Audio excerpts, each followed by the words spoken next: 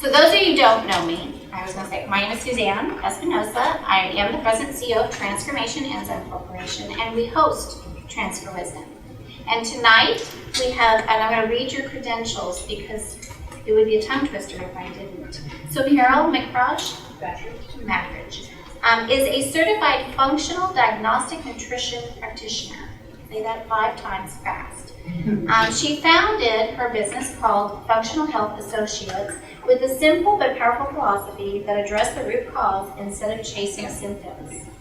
Now, I love what she's done. She has 2 teenagers, and so she is well aware of ADD, hyperactivity, and has been searching, even herself has gone through health challenges for the alternative holistic methods to achieve health, balance, and harmony probably in the home as well.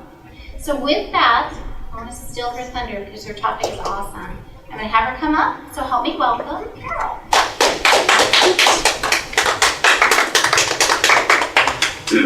Thank you so much, Suzanne. And I want to thank Transformation Enzymes for hosting me.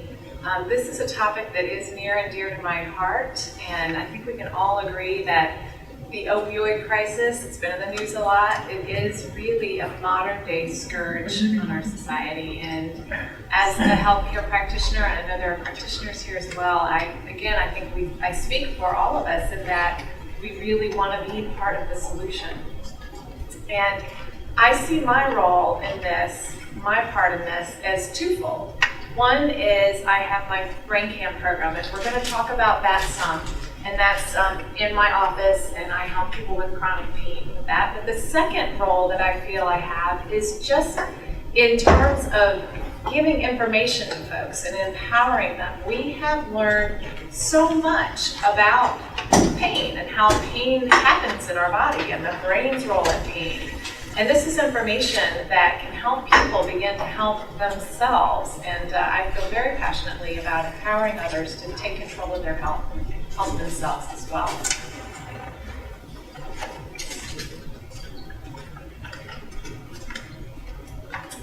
Okay, so this talk is for anyone experiencing chronic pain or for anyone caring for someone in pain. And I have to confess that up until a few years ago, I wasn't really that keenly aware of just what chronic pain does to a person. What it does, how it affects them, how it affects their life, how it affects their loved ones and their whole situation. And it really came home to me when my mother, who is about 75, she's a very active person, being in her 70s. She is driving still, she's taking care of the home. My dad and my younger sister, who is special needs, she and my dad started a nonprofit organization for her needs, and she hosts, church groups at her house, and she's, going to lunch with friends. She's a very active person, walks every day, and we're so blessed. But one day she woke up with pain from head to toe, out of nowhere. And suddenly, she wasn't going to go to lunch. She wasn't going to drive anybody anywhere. She wasn't going to make dinner.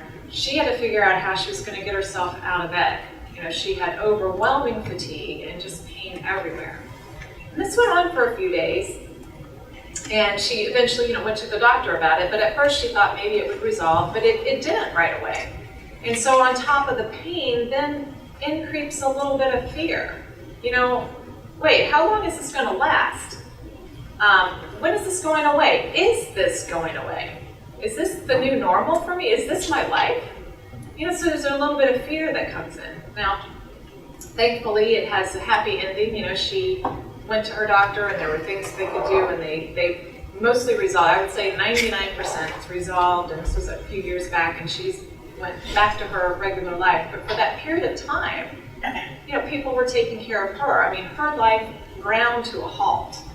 And so I became keenly aware at that point of just what this means for people in their lives and what it means to their loved ones as well. So does anybody here, do you have experience in chronic pain yourself or a loved one? Yeah, it's very common, all too common. So tonight you will learn the true root cause of pain, and it's not what you think. the secret to interrupting the chronic pain cycle, and my top 3 strategies. So, Suzanne mentioned my background is in functional diagnostic nutrition, and many of y'all are aware of the functional approach and how that seeks to identify and resolve the root cause of issues versus symptom management, which right now the opioids are all about symptom management, and there's a time and a place. I'm not completely anti-pharmaceutical for sure. There's a time and a place, but things are not going to get better until we get to the root. So just a few numbers. These are surprising to me. 100 million Americans affected by chronic pain. That is more than diabetes, heart disease, and cancer combined. And think about all the research and funding and things that go into those. 90% of Americans will have back pain at some point in their lives, and out of those folks, for 30% of them, it becomes chronic. There's 80 plus autoimmune diseases for which pain is a major symptom, and 5 million people are estimated to be affected by fibromyalgia. Opioids are the 3rd most prescribed drug, the first 2 being antidepressants. It's a sorry statistic right there. And the most shocking one, 22,000 deaths annually because of involving prescription opioids. And that's equivalent to 62 deaths per day. That's shocking.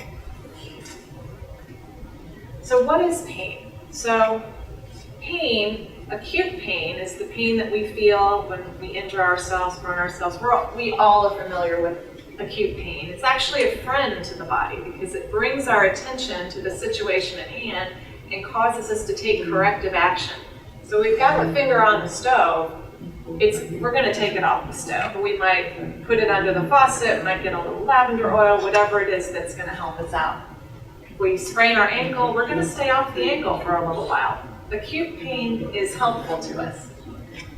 Chronic pain, on the other hand, occurs after at least 3 months and in the absence of appropriate stimuli, where this pain is just ongoing. So these are a couple of studies. But, there's a lot out there that are super interesting, but here's 2 that I just wanted to share. So this one up here on top, there we go. The one up here on top is a study where they took a bunch of asymptomatic people, healthy people, and they imaged their backs.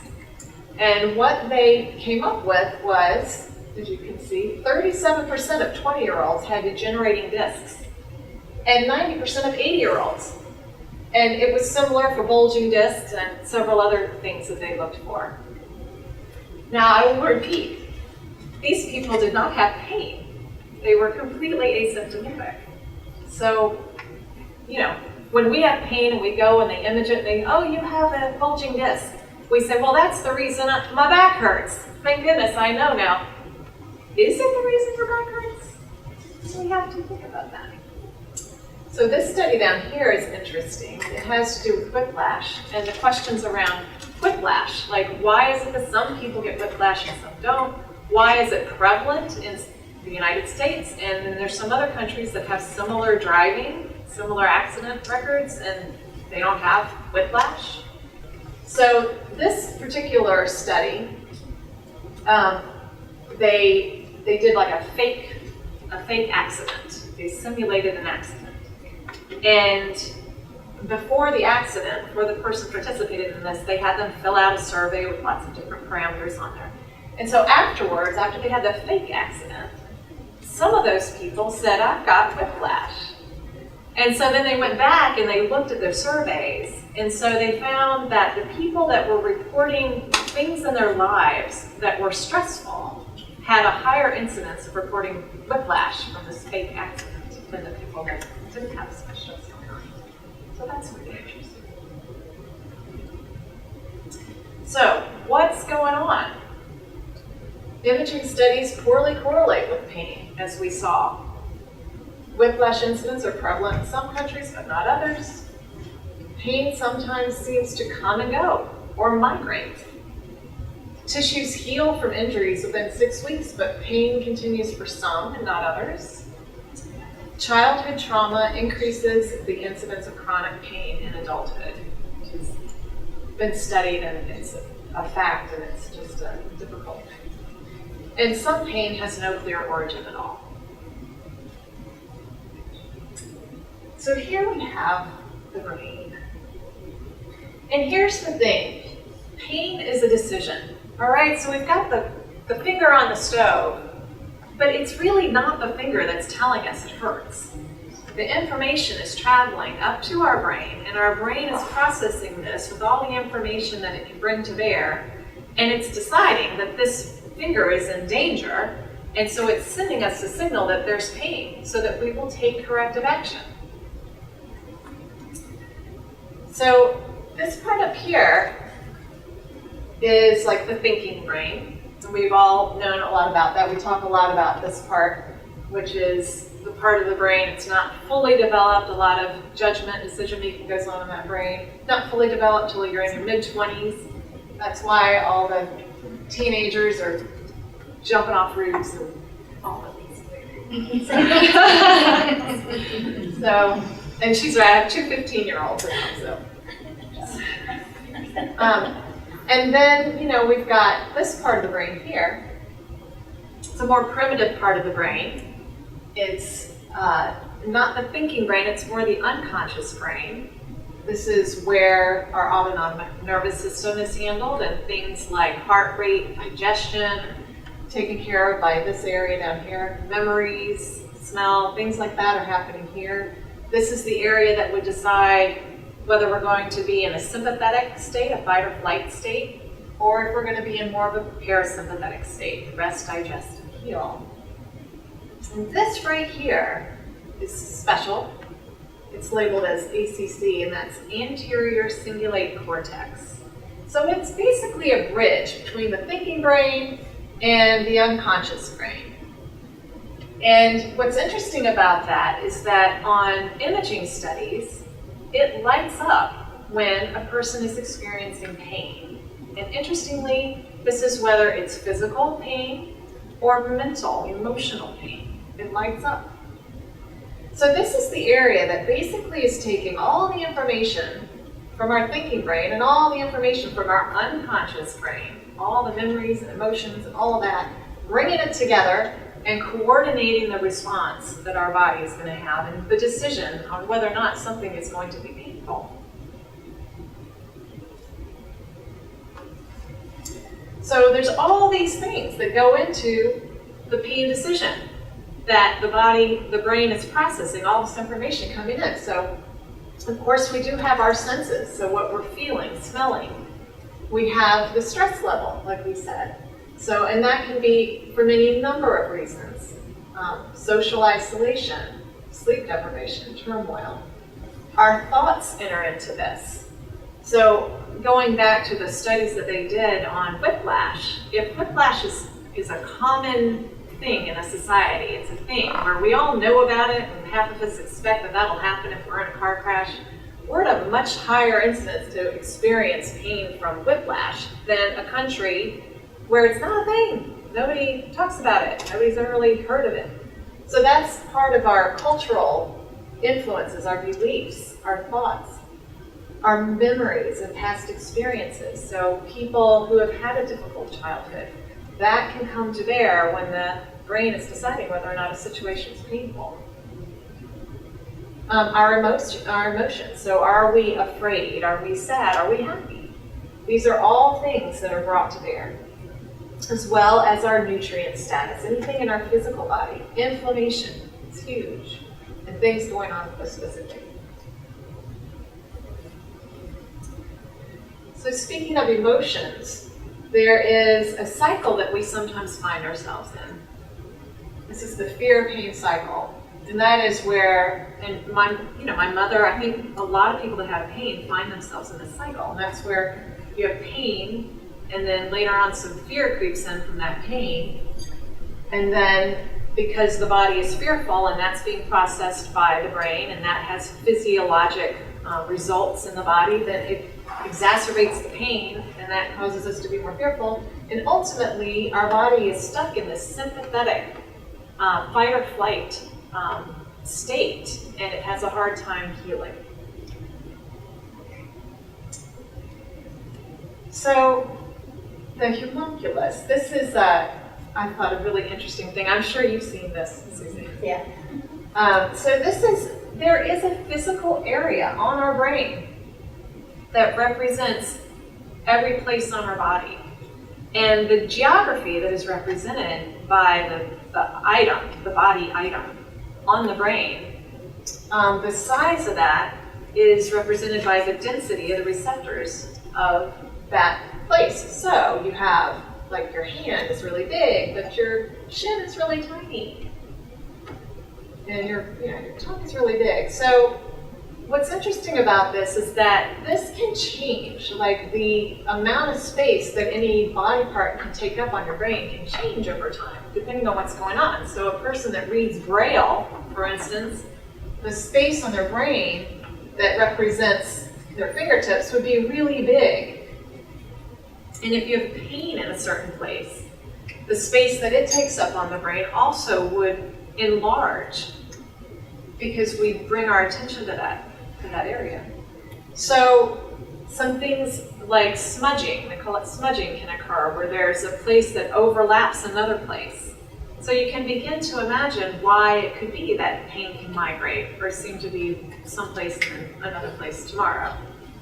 Then you can also imagine why something like phantom limb pain is, it's real, it's obviously real, but the place in your brain still exists, even though that limb might be gone.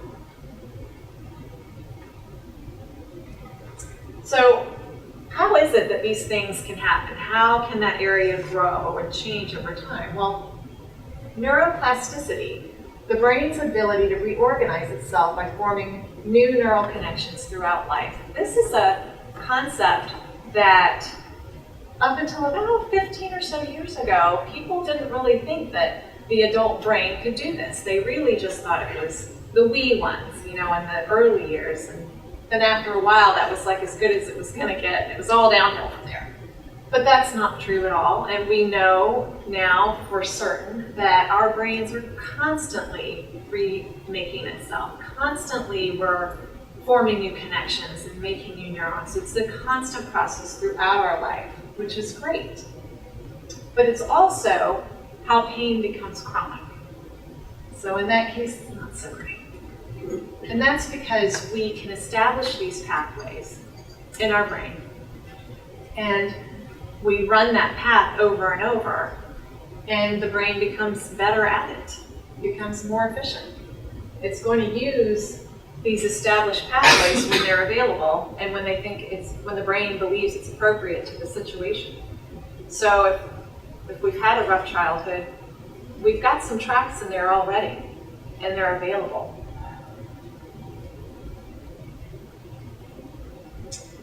So how do we interrupt that fear-pain cycle? How do we interrupt chronic pain? So we want to harness that neuroplasticity to resolve the pain. And the key there is we need to supply the brain with new input to interrupt the pain cycle and establish pain-free neural connections. And it is input that helps the brain form new connections. Input of all kinds. If it's emotional, if it's whatever is in our environment is going to affect the new neural connections of our brain. So we want to be specific and give it the right kind of information to form new neural connections. So I'll talk a little about Brain Camp, because that's what we do there. That's specifically what we do there. And there are other ways, and I'm going to talk to you about how you can do it yourself. But in Brain Camp, I use NeuroSage, which is a therapeutic tool, and it supplies very specific visual, auditory, and vestibular information, very specific. And it is all about establishing new neural connections. And this is effective for pain as well as fatigue and balance issues associated with chronic pain. And it also has broader use. We use it with ADHD and many other situations, tremors, issues as well, and mood issues. So these are some of the things, we'll play a testimonial in a moment, but these are some of the things that people have said. You know, I can't believe the hip pain that bothered me for months is now gone. This was after only one time of working with me. But Brain Camp is for a series because we establish a new connection and we establish it more and get it basically into a preferred situation versus the old track. So the old track was this, it ran the pain cycle. The new track, we're going to establish that and get that in there. So I'm so delighted to be walking without my cane for the first time. So this is somebody that came in originally on a walker, and she had neuropathy, and I worked with her some, and she came back, and this time she had a cane, and I worked with her some more, and then pretty soon she didn't need the cane anymore. So another person, I thought I would not be able to knit or ride my bike again, and now I'm back to doing both. Somebody that came in just the other day said to me after we've been working a while, she said, life is so different without pain. It's just so different. You know, I forgot how much fun I like to cook. You know, I can go to the grocery store now and get what I need, and I'm cooking, and I'm playing with my dogs. It's just a completely different situation. So we're going to get into what you can do right now. What can you do for yourself to help your own neuroplasticity and interrupt the chronic pain cycle? So the three things that I'd like to talk about: mind, body, lifestyle. We'll talk about that. Nutrition and train your brain. So mind, body, lifestyle. Safe movement, and this is different depending on where everybody is at. Yoga, Tai Chi, Qigong. Resistance training is really a great thing to do. It does not get enough press, I feel. Great for increasing our mitochondria. It's great for helping with pain. Walking is wonderful. And interval training, if people are, you know, doing aerobics and things like that, interval training is a great way to get your aerobic workout. Nurture your spirit. You know, social connection, pray and meditate, and we're going to talk about that a little more. Play and laugh, and of course sleep. All these things are super important. So we're going to talk about nutrition, but I thought I'd throw in this particular study. Total Western Diet, we're calling TWD, alters mechanical and thermal sensitivity and prolongs hypersensitivity following complete Franz regimen in mice. Okay, so that was a mouthful. But basically, what they're saying in this study is that the standard American diet actually can increase our pain issues because of the physiology that has to do with our nutrient status. So many of you have seen, you know, slides on nutrition, and so we'll go through some of this and talk about the whys. So first of all, removing sensitivities, artificial ingredients, colors, sweeteners, high glycemic foods, excess calories, and speed. So we want to keep things as steady as we can from a blood sugar standpoint, because those spikes in our blood sugar are going to raise our body's stress level. And we know when we raise the stress level, we're predisposing ourselves for a worse pain. So we need to keep the high glycemic foods down. Oops, let's go back one. I was going to say the speed. There was an interesting study, I don't think I put it up, but an interesting study on how when somebody eats quickly versus how somebody eats slowly. And so this person took 15 minutes, this other person took like 22 minutes to eat their food. And at the end of that, what was interesting is the person that took longer ate fewer calories overall than the person that took 15 minutes to eat their food. And also their inflammatory markers were lower. So the person that took longer, their inflammatory markers were lower than the person that had eaten quickly. So we want to increase our phytonutrients, we want to eat the rainbow, increase high quality proteins and healthy fats, probiotic-rich foods, bone broth. So why would I say that? Does anybody have an idea why I would be highlighting the probiotic-rich foods and bone broth in our what we want to increase? As he said, Well, the gut and brain are connected when you clear the gut. yeah. It builds the brain. Right, absolutely. So these foods we know are very nurturing to our gut. Okay, the healthier our gut, we know the healthier our brain, and vice versa. So Suzanne and I were talking a little bit about the gut-brain connection and just how very strong that is, and it is huge.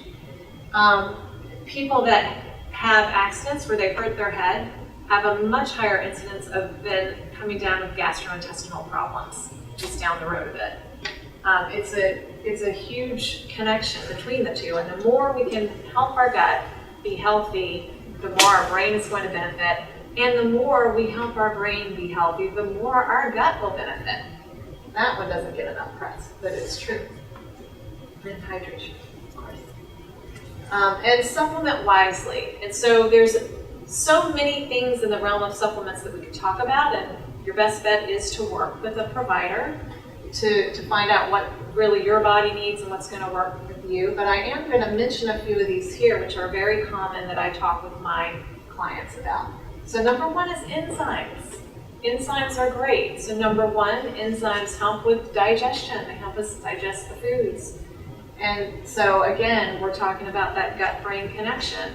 And also getting all the actual nutrients we need into our bodies so that our neural connections and all the messaging and everything is working tip-top. The other thing that enzymes do, particularly the proteolytic enzymes, and I know Transformation has done studies in this regard in terms of pain and inflammation. These can really help bring that down in the body. They can help clear away the debris that's no longer needed in an inflammatory situation like an injury. So enzymes are very helpful for pain relief. Magnesium.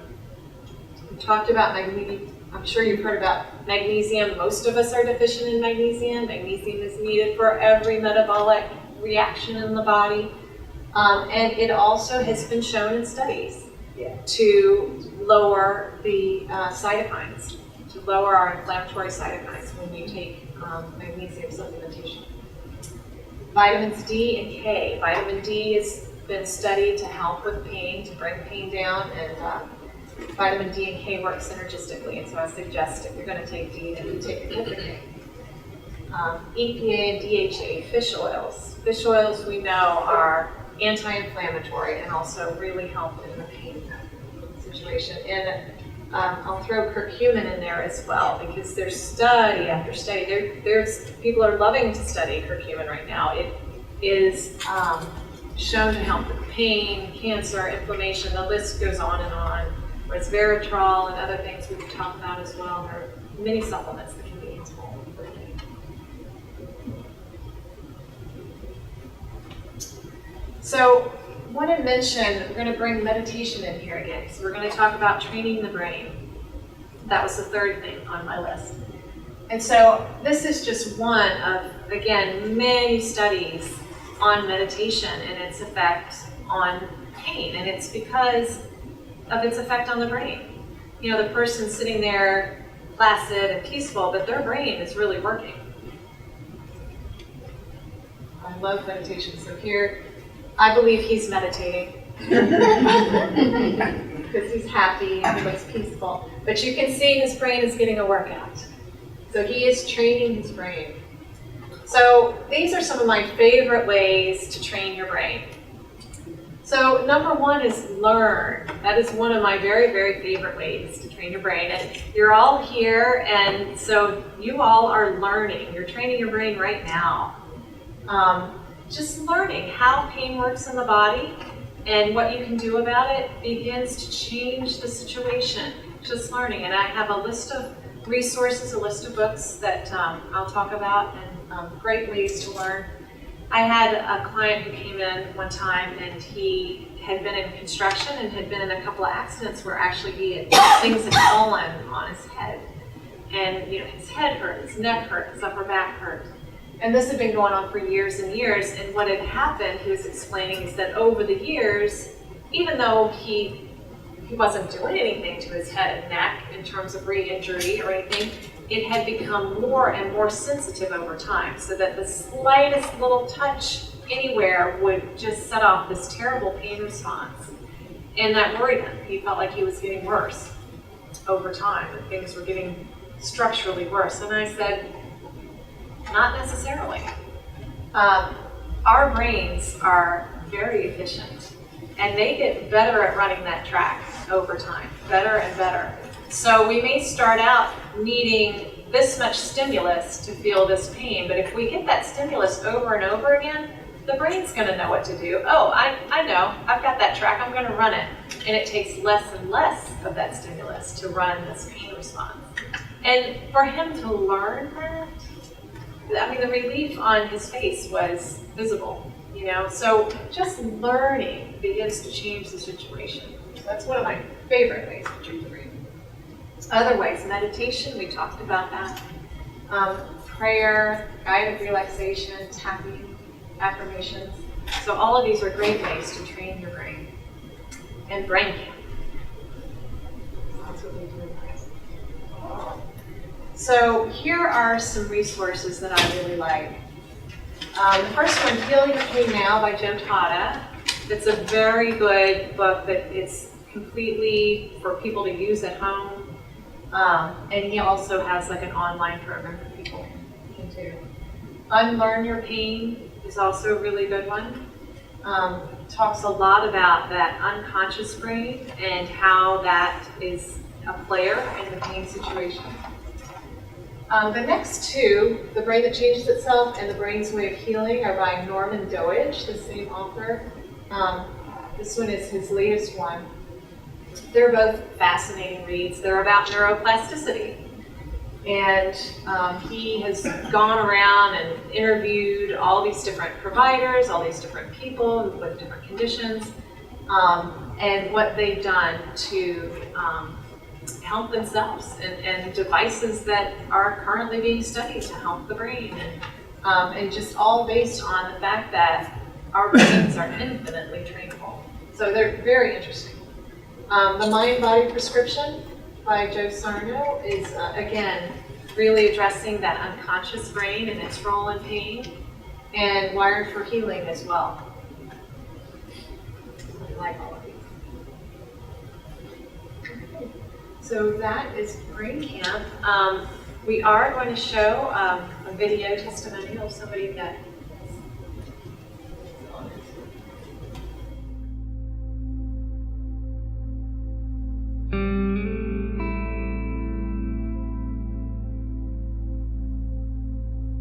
So my name is Nicholas Crouch, and I was in the U.S. Navy for 6 years where I was an IT, and I'll tell you what, man, I had an amazing career going. Picked up rank really fast, did 3 different deployments, and during my 3rd deployment, which was in 2011, I was on the ship, working out, and doing a little too much, and I ended up throwing my back out, and when I say throw my back out, I mean it went bad. So, and that pretty much put my career, came to a screeching halt. And after about another 3 to 4 years trying to, get treatment on my back, doctors, it was a grim outlook. And they kept telling me the same thing, that there's nothing they can do, there's nothing that anybody could do, and my back's only gonna get worse. And eventually I ended up getting medically retired, 100% disability from the military.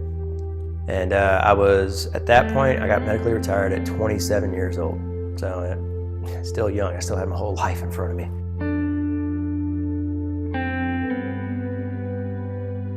I was injured for 6 years, for the last 6 years. And during those 6 years, I went through the med board, went through all these changes, and I bounced around between multiple different pain management doctors, multiple different spinal surgeons. I've had a total of 8 rounds of injections in my spine, where every one of those rounds was a minimum of 3 injections. They never helped. They never did anything. And I was told every time by military doctors and civilian doctors that, it's only going to get worse, and there's really nothing we can do for you. my pain management doctor finally said, we're done with the injections. We're done. That he couldn't do anything else for me. And so he referred me to the Fondren Clinic in Houston, which is supposed to be one of the best spinal surgeons or spinal clinics in America. And I got a call probably 2 or 3 weeks later from Fondren Clinic saying that none of their doctors would see me because of how bad my back was, that they refused to see me because they wouldn't operate. So they referred me to another doctor who is basically one of the best spinal surgeons in America, if not the world. And I started going to him. He wanted to do a few more injections in my spine just to see if his techniques would work and could give me some relief. Same results. I got no relief at all. So finally, he told me, we sat down and started talking about surgery. And he told me that out of my spine that he could only operate on about 50% of my back. And then out of that, he could possibly be able to fix 50% of that. So literally, 25% of my back he could possibly fix. And I was at the point where, I didn't care. Even 25%, if that was better than nothing.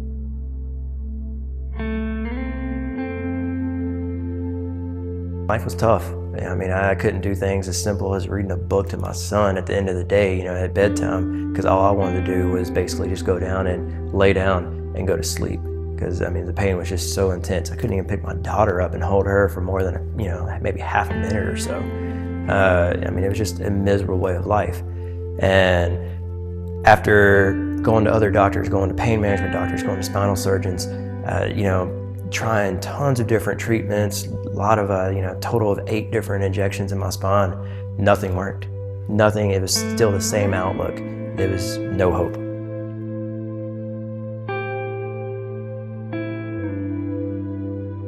It was one of those things where he was so sick, he would go lay down. He was like, oh, my back hurts. I need to go lay down. I'm sorry, I can't go to this birthday party with you. I need to go, my back is hurting.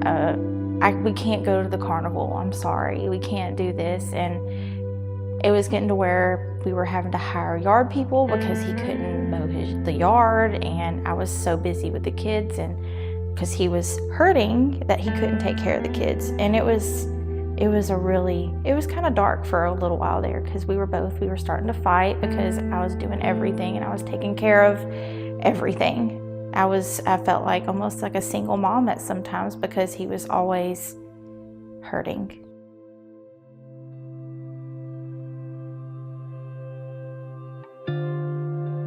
Ever since he started coming to see Dr. Daigle, he goes to birthday parties with us. He mows the yard now. He wants to barbecue. He wants to go out and do things with his friends. And we're spending more time together and it's so much better. I can see him going outside and he's playing with the kids now and he's playing baseball and he's getting involved and helping with taekwondo and dance, and it's a totally different person than what he was. So I feel like I have my husband back. I feel like my kids have their dad back. I feel like we have our marriage back and our family back, and it's great. My kids go in to wake him up in the morning and I can hear him laughing and giggling, and it used to be they'd come back, Dad's back's hurting. Dad's hurting, Dad doesn't want to get up right now. But now it's giggles and laughs, and we get up and we go to the park and we go to the beach, and we used to not do any of that. So my marriage is back, my family's back, everything is how it was before he got injured.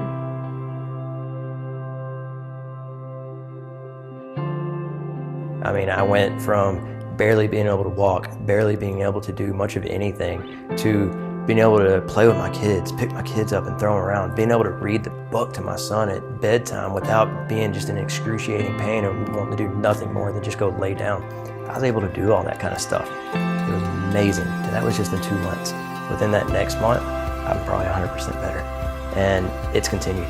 I haven't regressed any, and they literally gave me my life back. So if you're sitting here and my story is resonating with you, give them a shot. Give this a chance. You have hope. You can get better, and you will get better if you give them an opportunity. So So I don't know if you all heard everything that he said, but basically he hurt his back in the Navy, and he was seeing doctors. They were doing injections. It was inoperable. They wouldn't operate on it because it was so bad. They even, tried specialists who would not see him because they would look at the imaging and they would say it's just too bad. And he finally found somebody that was willing to operate, but told him that he could only operate on 50%, and out of that he could only help 50% of that. And he was ready to do it, because he needed some relief. And he started working with the neurosage, and things turned around for him. They turned around for his family, and he now has no pain. And this was inoperable back pain. And and this was a client of Dr. Daigle. This is the person that developed neurosage, and I trained directly under Dr. Daigle. And I have a client also that has inoperable back pain. She's got pins and different things in there, and they just told her, okay, here's the medication, here's this and that. You're just going to have to learn to live with it. You're going to have to manage it best you can. And and she has come and started working with me. She's the one that said, life is so different without pain. Life is so different. And so that's what, I saw with my own mom. When pain gets a hold of somebody, it really stops them in their tracks. And we can make a difference for those folks. You can make a difference for yourself, and we can help others, So that's it. I'm happy to take questions. Yeah, definitely. Any questions? So,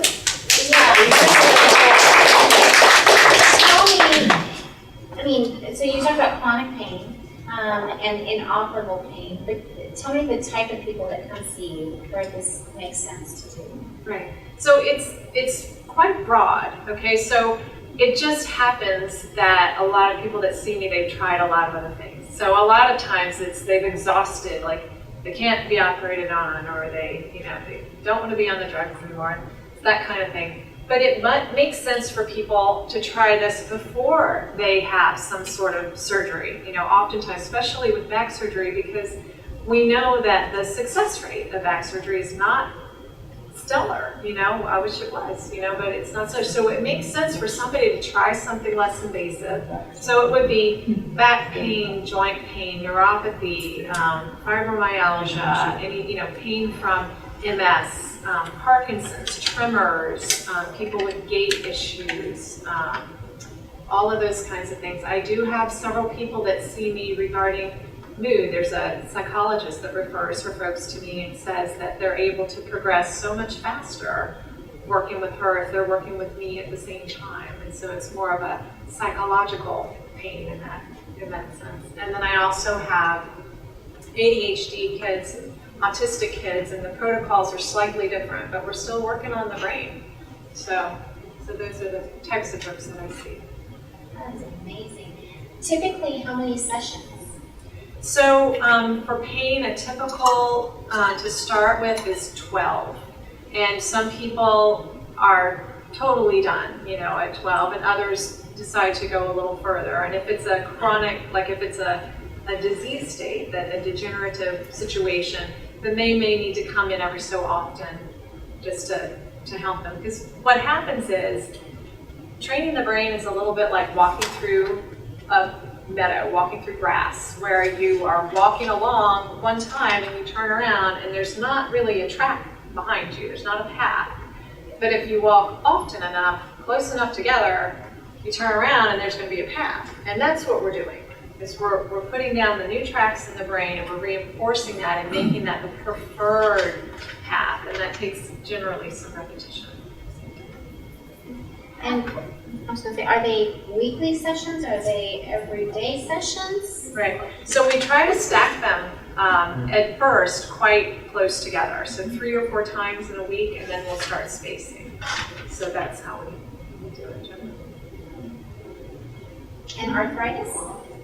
Arthritis, yeah, can benefit from this. Absolutely. Can you talk a little bit about tapping and how that works? So I'm not a tapping expert, but tapping, is working a little bit. It's a little Eastern, Western kind of thing. It's using some of the the acupressure points and things and bringing the mind to bear on it. So it's trying to use the energy and reinforcing some of the things that we want our brain to be hearing and thinking. So it's trying to reach that unconscious part of the brain and retrain it to be thinking more positive and in the direction that we want it to be. So, and there are lots of good, there's a lot of YouTube, there's a lot of good things online you can find on exactly how to tap and where to tap and what you can say, affirmations and things